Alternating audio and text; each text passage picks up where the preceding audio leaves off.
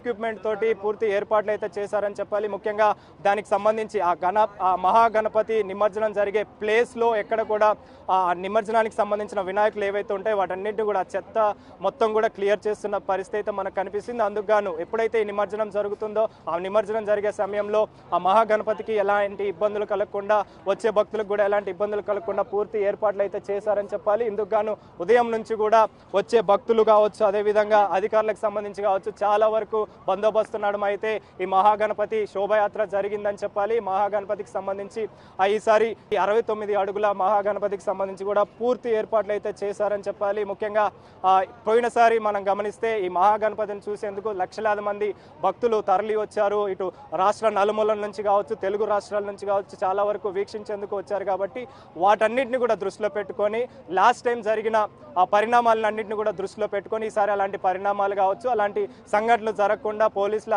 పటిష్ట బందోబస్తు నడుమ మహాగణపతిని తీసుకురావడం జరిగింది. దానికి సంబంధించిన శోభయాత్ర కూడా గంటల పాటు కొనసాగింది. మరికొద్దిసేపట్లో మహాగణపతి యొక్క ఈ నిమజ్జనం అనేది జరగనుంది. ఆ ఖైరతాబాద్ మహాగణపతిని చూసేందుకు చాలా మంది భక్తులు కూడా ప్రజెంట్ అక్కడికి చేరుకున్నారని చెప్పాలి. ఆ భక్తులకి ఎలాంటి ఇబ్బందులు కలగకుండా ప్రజెంట్ అయితే పూర్తి ఏర్పాట్లు చేశారు. అదేవిధంగా ప్రజెంట్ పూర్తిగా పూజ చేసిన తర్వాత, పూజల అనంతరం ఈ నిమజ్జనం అనేది జరగనుంది. ఆ నిమజ్జనానికి సంబంధించి కూడా ఇక్కడ గజయితాలు,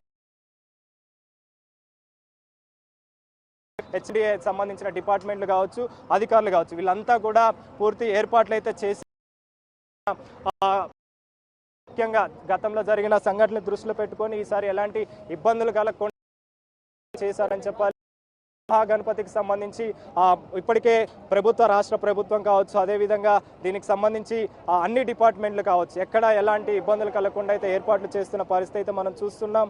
దానికి సంబంధించి లుంబిని పార్క్ నుంచి మీరు విజువల్స్లో చూస్తే పూజా కార్యక్రమాలు అనేవి కొనసాగుతున్నాయి. వెల్డింగ్ కార్యక్రమాలన్నీ పూర్తయిన తర్వాత పూజా కార్యక్రమం అనేది జరుగుతున్న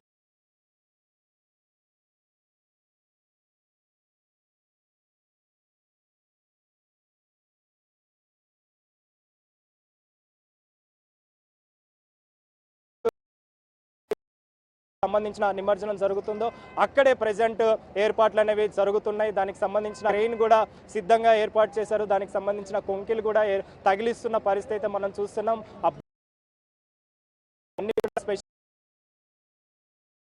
అని చెప్పాలి. అందుకు గాను ఈ మహాగణపతి ఎప్పుడైతే నిమజ్జనం చేస్తున్నారో ఆ చేసే టైంలో ఎవరికి ఎలాంటి ఇబ్బందులు కలగకుండా చేసే టైం సంబంధించి డిఆర్ఎఫ్ సిబ్బంది, ఎస్డిఆర్ఎఫ్ సిబ్బంది అన్ని కూడా పరిశీలిస్తున్న పరిస్థితి, పర్యవేక్షిస్తున్న పరిస్థితి అయితే మనకు కనిపిస్తుంది.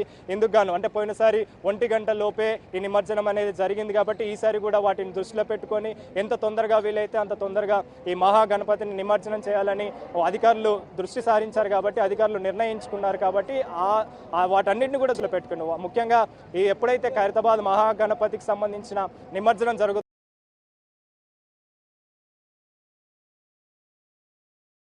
పిలుచుకుంటారు. ఎందుకంటే